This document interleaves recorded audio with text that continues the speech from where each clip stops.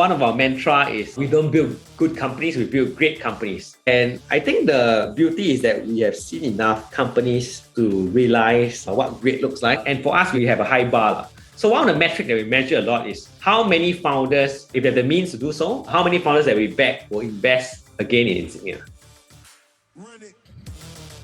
Welcome to Analyse Asia, the premier podcast dedicated to dissect the pulse of business, technology, and media in Asia. I'm Bernard Leong, and the Southeast Asia entrepreneur ecosystem has surged in the last 2 years and is on track to be the next key market after China and India to have its own golden age. With me today, an old friend, Yinglan, founding managing partner from Insignia Ventures Partners. Yinglan, welcome to the show. No, thank you for the invitation. Bernard, I've been a big fan of the show. I'm a big fan of what you have done. And we go way back to when Singapore was hardly called an entrepreneurial hub, when there was not that many entrepreneurs 10 years ago. So I'm very heartened that you continue to be very passionate about innovation, entrepreneurship, and a big fan of your show. Thank you so much, Yinglan. And I think you also have a podcast. I think it's also pretty popular with a lot of founders in Southeast Asia. But since you're our first-time guest, and I always want to know the origin story, how did you start your career? I'm Singaporean like yourself, and I took the very conventional route of taking a government scholarship, studied in the US, came back to be a civil servant. What was interesting was that I had stints to improve the sort of state of entrepreneurship in Singapore, which was hardly anything much. About 10, 15 years ago, there wasn't enough entrepreneurs. The best and the brightest wanted to go into banking, consulting, or even be a company. So my last stint was in the Prime Minister's office in a unit called the National Research Foundation, where we invested in funds. And we wrote the first checks to some of our friends in the region. We co-invested with them in about 100 plus investments. And the metric for that was really to stimulate entrepreneurship. Less for returns, even though we had some decent financial returns. But I think what really happened was it primed the first generation of entrepreneurs, or at least a good number of entrepreneurs in the region. And that was sort of like a referee where we set regulations and promoted the environment. And I got a bit bored. So I had a good fortune of meeting Mike Moritz, and one thing led to another. I joined Sequoia Capital as the first hire on the ground in Southeast Asia. There wasn't a detailed JD job description. I was left to figure out how to make things happen. And I had the good fortune of partnering with some of the most exciting companies in the region, Gojek, Tokopedia respectively. Now they're called Goto. Actually, they're filing to go public soon. Carousel, Appier, which went public last year. And in 2017, I had entrepreneurial itch to start Insignia Ventures Partners. And right now, it's been just a little short of 5 years. So it's been a very fun journey. It's interesting you say that, because recently I was listening to a talk by Hian Go, who is actually one of the partner in Open Space Ventures, and he mentioned that you just went to him when you were still in the government service and you were convincing him that the Southeast Asia entrepreneur ecosystem was going to happen, and that compounds over 10 years. And that's right. And he was not convinced at first, and I think eventually he came to see your point of view. But maybe coming to your career journey, what are the key lessons you learned that you can share with my audience? I think the first story you mentioned of Hian is quite illustrative, right? Where you had really the early generation of entrepreneurs. And really, I wouldn't say struggled, but they had a difficult journey because the ecosystem wasn't ready. The resources wasn't there, right? The talent pool wasn't there. And Hian did a remarkable job at Asian Food Channel and realized that, hey, he could be helpful to entrepreneurs at Open Space. And he wasn't even called Open Space then. It was called NSI, and even before that, it was called something else. So he went also through a great journey. But back to your question on the lessons. So I think if you ask me on the journey, I would describe them in a couple of ways. I was first a referee in the government, then move on to be a player at Sequoia, and then now I'm kind of a coach and founder of Insignia, right? And I think each of these journeys carries different lessons. I think first lesson was that the power law, right? So if you read the book, which I highly recommend, you see that 4 or 5 or 6 companies really make a lot of difference to the ecosystem or to a fund.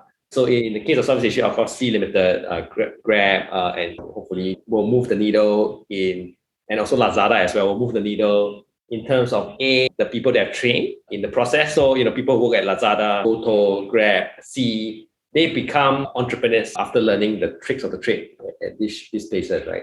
So that's one. 2 is capital, right? So if you look at Hollywood, right? You have to make a successful movie, you need the actress or actor, you need the director with the script, and you need someone to bankroll the movie. I think the second key ingredient is capital. And 10, 15 years ago, when I was at NRF, the scene was quite different, right? There was not even seed stage capital. So we tried to fix that for the seed stage capital. We had this whole co-funding scheme to encourage entrepreneurs to start companies and incubator and early stage seed funds. Then, okay, seed stage no longer a gap. Okay, then there was a growth gap. And our friends at Temasek came in to be anchor LPs in some of the, I think, later stage funds. And that doesn't seem to be a gap anymore because we have now our friends from all over the world, the late stage hedge funds to the late stage US-based growth funds all coming to Southeast Asia. So that doesn't seem to be a gap so far now. And then now we have sort of the exits, right? So I think SGX in particular has rolled out a slew of initiatives like trying to encourage companies to spec in Singapore and other good initiatives. So I think it's a function of enough sufficient and smart capital for entrepreneurs to scale up their companies. So that's the second piece. And the third piece is actually ideas. So I think the first wave of companies that has sprung up in Southeast Asia was the clones, right? They took models from US, China, and it's actually a copycat. And those tend to be okay outcomes, didn't tend to be great outcomes. Then we came to the mutants, right? And mutants tend to do decently well, right? I would say Goto is one. Ajite, who's actually one of the few only company in the world that has a stock brokerage license, crypto exchange license, and also a bank license. Is probably one of a kind, but I would consider a mutant. But I think we're starting to see a third species, right? Which is the new species, right? Which is a company like PayFast, which actually doesn't really resemble any company in the West or the East, right? Because 50% of Indonesia is unbanked. To power this unbanked, they have a few 100,000 agents, they act walking ATM machines to provide banking services or digital services to the unbanked, and there's a sort of cross-border overlay with a company that they acquired called X-First in Singapore. So that I think is really a new species that we're starting to see more and more in the region. So I think that's sort of the evolution of all three things: talent, capital, and ideas. That's pretty interesting. And that also comes to the main subject of the day. I want to talk about Insignia Venture Partners and also the Southeast Asia ecosystem. My question for all VCs who come on the show: what is a typical day like for you? Oh, the typical day is very interesting. It's usually quite packed. I think we have the privilege of listening to great entrepreneurs explain their vision to us. I spend some time coaching the team and working with the team. Of course, we serve on the investment committee, so we have to make decisions. Some part of time is spent with our limited partners, of which we have many whom we work for great causes. I think there's no better combination, right? We help entrepreneurs succeed. We create a bit of wealth for ourselves and our families, but we also help good causes, such as university endowments and foundations, right? That champion good causes. And I think the last bit of the job I enjoy is recruiting, both for our portfolio and for the team, because I think they're the building blocks of the companies. Ultimately, what decides whether a company is going to be good or great is the people that they have, right? So the quality of the people, obviously quality people have many options, right? So you've got to spend a lot of time convincing them, hey, why would they quit a very cushy job at tech multinational to join Series A or Series B company that maybe have 10 people and doesn't have a clear business model. And a lot of that is persuasion. So I think spend a lot of time on that as well. What is the inspiration behind setting up Insignia Venture Partners? I think you have pretty interesting background from first looking from the regulator side, then after that being in Sequoia Capital, which is probably the cream of the crop for venture capital, and then starting your own. I don't know whether you know this wine called Joseph Phelps Insignia, right? If you go visit the vineyard, right, 2 or 3 things that jumps out at you, right? I think one is that they were the pioneer of the full stack model, right? So now it's a bit more common, but they did everything from grape growing to the final sales and even doing the wholesaling. So I think that's one inspiration we took away, which is that, hey, to be a great investor, you really need to be full stack and not just do one part of the chain properly. And for us, our investment team can do sourcing, they can do portfolio services, they can build companies, they can help companies with fundraising, even exits, right? So I think that's one sort of facet.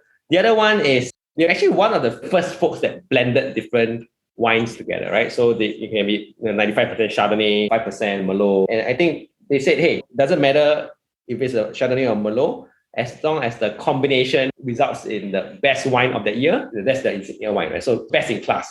I think that also resonates a lot with us as well, because regardless of whether it's a fintech company or a prop tech company, or a commerce company. Hey, as long as the best company, we want to be the largest outside shareholder of that company, right? Regardless of sectors. So that's another interesting. The third one is actually the best wines are actually timeless. And you don't judge the value of the wine today. You judge the value of the wine 50 years from now, right? And I think that's a lot of how we think about tech companies, right? You don't really you see the potential, but you don't judge it now, but you judge it how good it will be 50 years from now. And the last point is actually consistency. So it's about Insignia Wines has been about 50 years, right? But they have continued to be the most iconic wine. They're consistently at the top of their class, I think on average, like 4.7 or 4.8 out of 5 year-on-year rating. We are just in our 5th year. We hope to be as consistent as the Insignia wine 50 years from now and continue to make good investments. And then hopefully partner with the best companies of their vintage, and our people continue to grow and be more full stack. And actually, just to sidetrack a little bit, one of the things we did to achieve the end is we started an academy called the Insignia Academy. And one of the purposes is that, hey, we felt that there's a lot of incubators and accelerators in the region already, right? But there's not that many that trains people who want to be investors or angel investors or just want to be company builders, right? So we started this as a pilot, was it a year ago? Now we are in cohort 3 and it's booming, right? So we take in people from ex-Google, ex-Stripe, ex-Lazada, or current Lazada or Lingo Ace people, come for 12 weeks. We teach them about venture, and a lot of them get interested in joining the industry. Some start companies, some join our portfolio companies. So yeah, I think that's sort of our part to help the community and grow the ecosystem as well.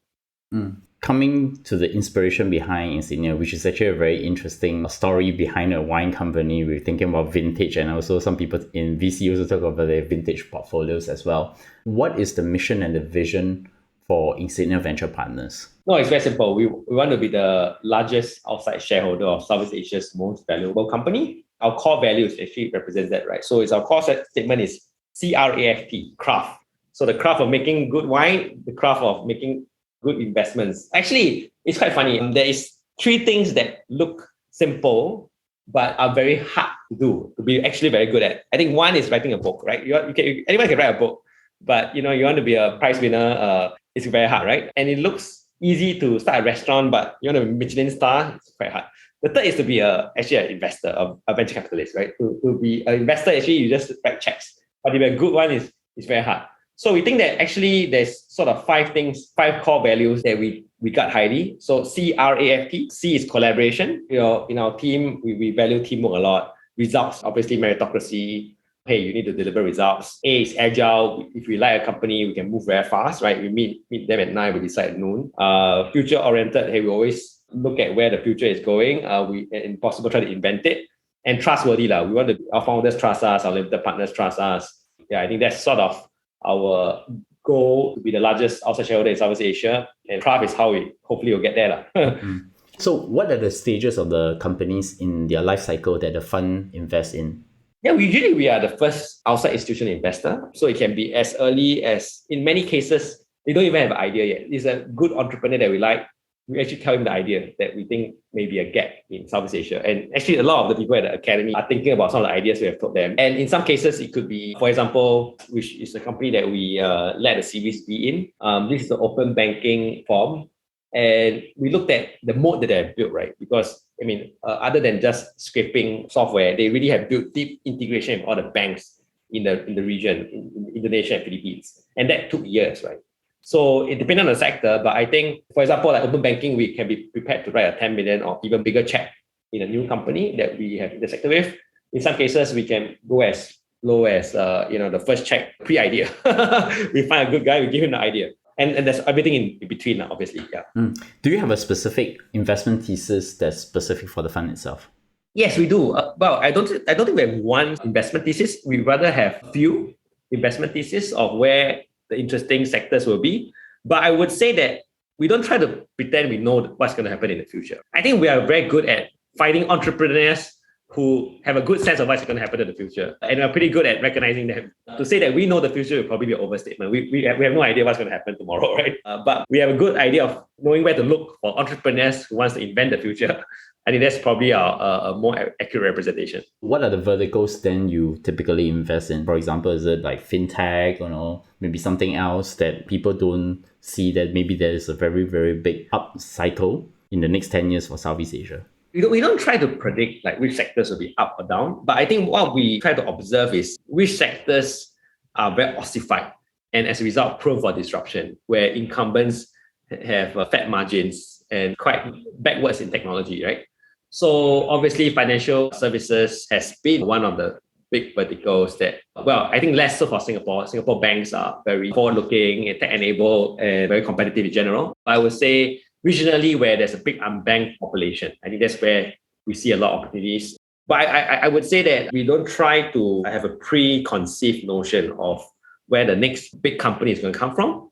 We would rather let it originate from the founder. And of course, we have some predetermined idea of where it can come from. But the best opportunities and those that return the fund actually come from intersections of sectors that may not seem obvious at all. So to give you an example, right? One of the companies that is doing very well in our portfolio is a company called Intellect, Intellect, right? And we intersected with this founder, and he is a serial entrepreneur called Theo. And he had this insight that, hey, mental health should be as important as physical health. People go to the gyms, but no, people don't really have an outlet to have therapy for their mental health, right? So it came with this platform, Intellect. We actually seeded it before it was launched because simply we like the guy, right? We like him. We think he's a credible entrepreneur. He's a good track record. And then COVID happened, and it turns out that people got depressed, and a lot of people got depressed. So they immediately zoomed to 3 million users, millions and millions of dollars of annual recurring revenue from big brands in the region, multinationals. Obviously helped that there was sort of a global attention on mental health. And honestly, of course, we can pontificate and say, oh, we look very smart on hindsight that, we predicted mental health was going to take off during COVID. But the truth was that, hey, it was the founder's credit. All we do is to support him, and credit all belongs to him. I think we were quite lucky and privileged that he allowed us to be founding partners at the very start. And we have supported him every round since then. Yeah. What are the traits of founders or patterns in startup teams that you index that you're most likely to make that investment into them? I know you talk about good founders. That's probably the first piece, but maybe are there any other things you index as well? I think there's only one. People ask me whether there's like 5 things. I think that there's only one. They're unstoppable, because like it's a founder with a wall in front of him. They will climb over the wall. They will go around the wall. They will ram the wall. They'll make friends with the wall. But they try to find a way to get around the wall, right? And actually, it's quite interesting because it's sometimes quite hard to tell, because usually, there's obviously founders who have worked in large companies and they have experience and track record and can do references. But I would say a non-trivial segment of the founders that we back are those that we believe they have more aptitude than experience, and they believe in something, and they're obsessed about something, and they try to fix it, right? And they have a cannot fail attitude, and they wanted to grab the opportunity to accelerate this opportunity with us. And I think experience matters less, especially when things are being disrupted and changing so fast. The rate of learning matters, right? The first principles thinking matters, right? So I think there's no one size fits all answer, but I think we tend to know it when we see it. I guess what would then be the red flags you watch out for then? There are founders that are relatively easy to spot whether they are doing this for a quick buck, right? So I think those are quite easy to identify. I think the harder one to identify is, okay, here is an interesting founder, but there are some flaws, right? Or some weaknesses, maybe in experience, maybe in competency. And what we try to do is, okay, we try to be honest with them and say, hey, we don't ask them what is your weakness, but instead we rephrase it to say, hey, what will be the 1 or 2 first hires that you will make if we make the investment that will complete the key function of the team, right? And from that, we sort of figure out his weakness and we try to complement it. So we have an in-house recruiting team that helps to find talent that complements the founder's team. And in some cases, if that works magically, sometimes you also need the chemistry to work, right? Because people we hire may not necessarily be what the founder likes. And sometimes who the founder likes may not be what he needs. So it's a trade-off between competency and fit and culture and all that. Yeah. So you talk about the fund being a full stack capability and capacity. How does it help entrepreneurs to achieve their goals? I guess I want to double click a little bit in the type of support you give them. I think you talk about hiring, What about things like fundraising? What about things like giving them advice, legal advice sometimes? Maybe they have, because like you say, right, sometimes they have to deal with the wall. They either walk around it, climb around it, Two things. One is product market fit, and the other one is founder market fit, if there's a word for that, right? So first, do they make what people want, right? What YC analogy, right? So the product has to have users, there's growing, and there's retention, and the path to monetization. So that's one part of the equation. Then the second part of it is the founder market fit, right? Is this founder, does he have the right background and the right motivation and the right obsession about winning this market? And they really want to be the best in the world, right? And if it's something that's very technical, let's say life sciences, you probably need a PhD, right? So there are some sort of item skill sets. But I think beyond that is really, hey, does this founder profile give him a shot to be best in the world? And if the answers to these two things is yes, we can take care of everything else, actually. If there's product market fit, of course, if there's no product market fit, we cannot force it. It's the founder's job to make there's product market fit. And then is there founder market fit also? It means the founder's background has a shot to be best in the world, right? If you can take care of these two things, we can take care of everything else. Fundraising, legal advice, hiring, dealing with war, all that. Okay, we can take care of everything else. But we can't solve, if there's no product market fit, we can't solve that. If you have no founder market fit, sometimes you can solve that, but it takes a lot of work. You need to essentially rehire the whole team. And in some cases, we have done that, but it's backbreaking work. Yeah. I probably think that valuation in companies, it can be very different from very different companies. So I'm not going to ask about which company gets which valuation and how you think about it. But what I want to really understand is, what is the mental model in thinking about the value of the company that you invest in? I think there's a few ways to think about life. The high-level analogy, the one that I used earlier, is the value of a wine is not how good it is today, it's how good it will be in the future. And obviously, that is a very raw heuristic. But I think the way to think about life is that, hey, if all things go well, right, and it's usually a probability of a probability of a probability of a probability, how big could this be, right? And if you aim for the moon, if you miss it by 5 kilometers, it's still fine, right? So if the end outcome is big enough, and if a few things break up, right, this can be a very game-changing company. I think that's how we think about life. And of course, we adjust it. We work backwards to say, okay, given the founder market fit and also the product market fit, what are the probability that's adjusted for this? And then how big the outcome can be, and reverse engineer to how much we think it's worth today. So it's not really like discounted cash flow and all that doesn't work in venture, okay? Because there's no cash flow, right? So it's rather a science, right? So there's a science piece which deals with market size, how fast the market is growing, how fast the company is growing, what's the scale of the user base, how sticky they are. So there's the math part of things. Then there's the art part of things, which really have to calibrate some of these other factors that may not be quantitative. So can you share some interesting companies that Insignia had invested in? I know you talked about IEP just now, maybe Caro as well. Yeah, Caro. I mean, Aaron is a great entrepreneur that we intersected with. I know him for a while, since we were in army together, actually. So that's the best form of reference checks, right? If you know someone as a classmate or we are in war together, you probably know someone's great much better than someone you met over 3 Zoom calls, where some investments are being made today. And actually, when he was still an investor at Singtel Innovate, we had a chat. And we were actually toying ideas, and he was thinking about 1, education, or 2, cars. And I said, okay, you are a fast car guy, man. Why don't you choose car? So that, I think, was the evolution of Caro. And obviously, it went through a lot of twists and turns. I won't further elaborate, but I will just focus on the present, where there is no actually equivalent in the world today that is equivalent to what Caro does. Because not only do they have a car transaction business, which is the Alibaba of cars, they also have an after-sales business, which reduce CAC, customer acquisition costs.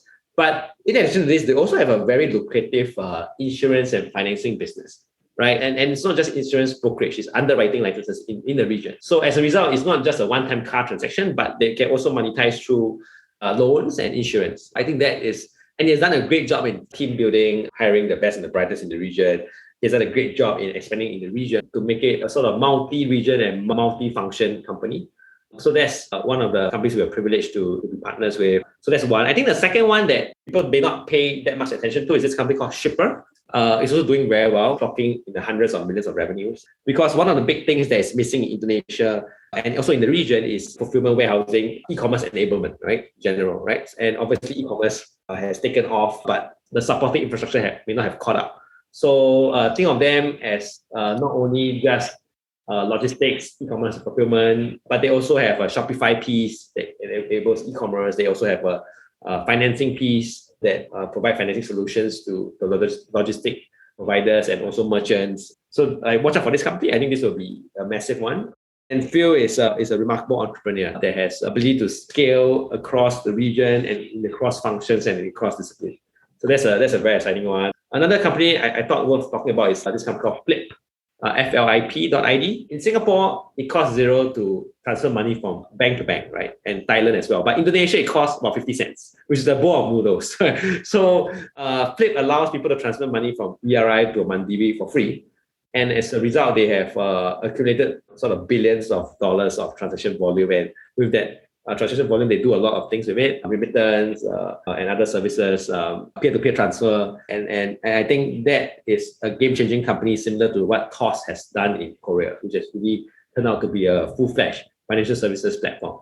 So I think these are some of the few examples that I think will be interesting to watch in the next few quarters and in the next few months. What do you think about the exits for the companies you have funded? As in, I'm not asking you to say that, oh, this is going to exit this way, but how do you, in the framework of all your portfolios, how do you think about the exits space? The best acquirers for our companies are still the public markets. And obviously, like right now, the global public markets are taking a beating, right? Obviously, for reasons that the markets cannot control, like war and interest rates rising. But I still remain that the most valuable companies, the best acquirers are the public markets. But having said that, we are also seeing a major inflow of strategic interest in the region, because if you look at where Southeast Asia has done is step into the gap between China and US, where there is a growing population, there's rising internet penetration, user base is getting more affluent, right? So it becomes very strategically important for large internet companies in US, China,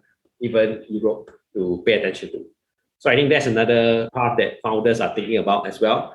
And I think the other interesting things is that we are also seeing very interesting options by founders to build an independently large company, right? So we just looked at our portfolio, and I would say close to 90% of our companies have a very long runway. And I think they want to build a very profitable company, standalone company, where they can choose to go public anytime they want, right? Rather than having the usual cycle of raising capital 2 to 3 years.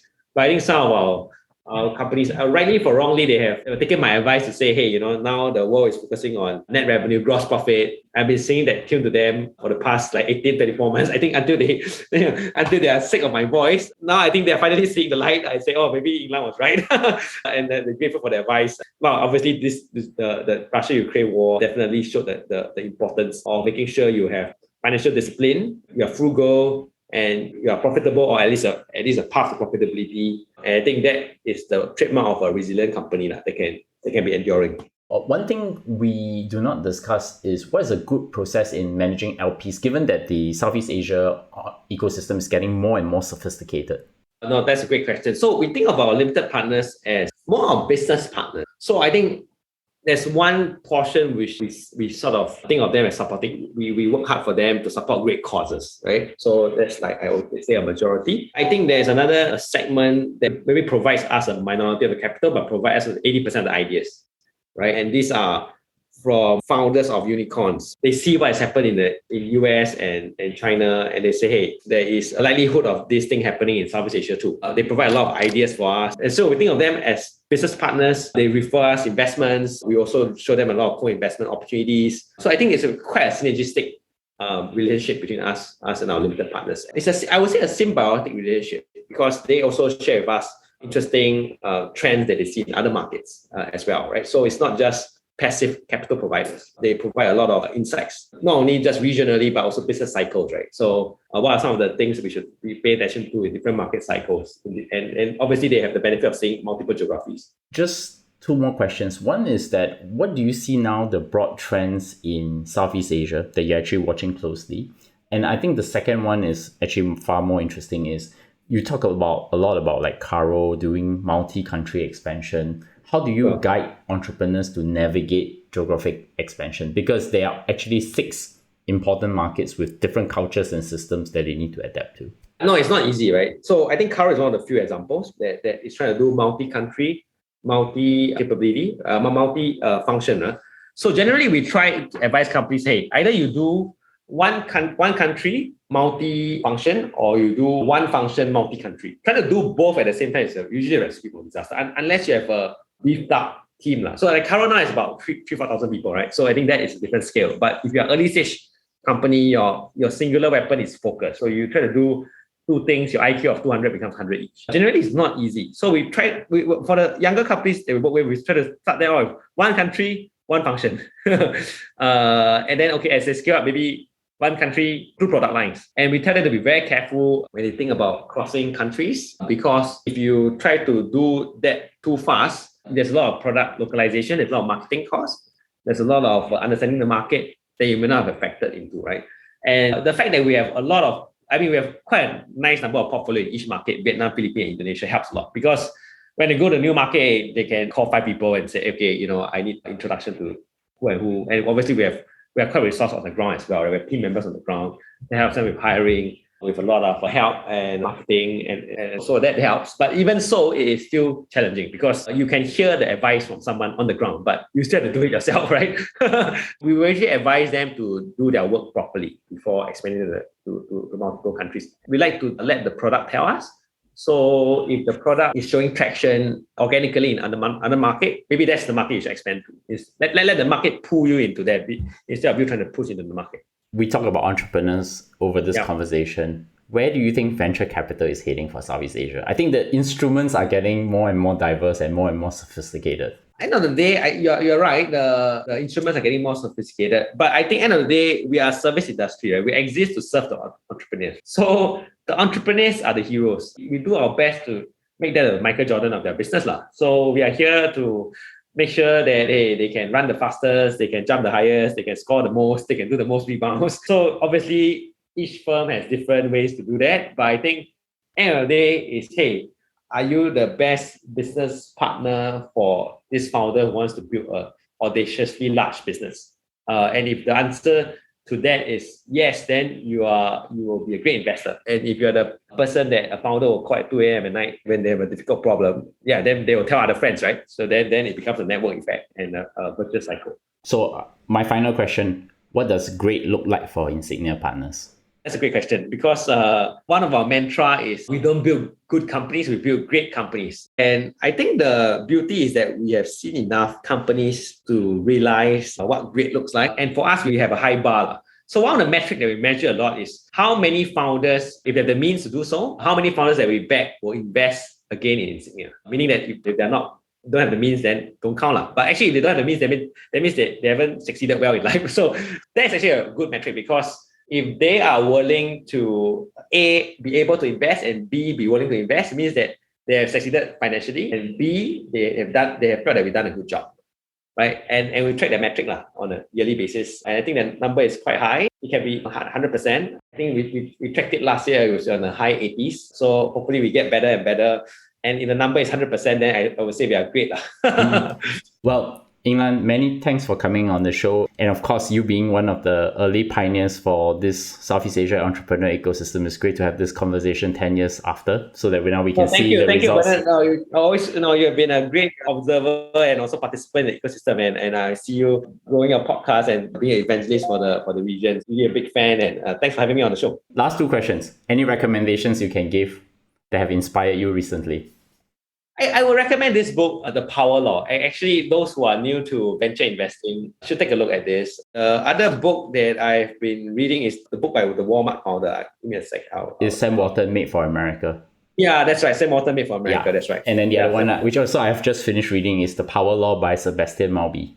That's right. The other one is Frank Slootman's Amp It Up. I think these 3 books, I would say, are worth reading. Okay. How can my audience find you? Shoot me an email at Yinglan@insignia.vc.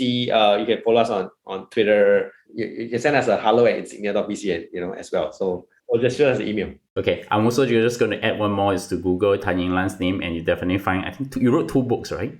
Actually now 4. 4 books, okay. Yeah, so you probably should be able to find some of the books that he had read. Definitely can find us in all podcast platforms and tweet to us, give us a 5-star rating on iTunes, and of course, most importantly, give us your feedback. So, Yinglan, many thanks. Great, thank you. Thanks for having me on the show, Bernard. Enjoyed it. Yeah, thank you.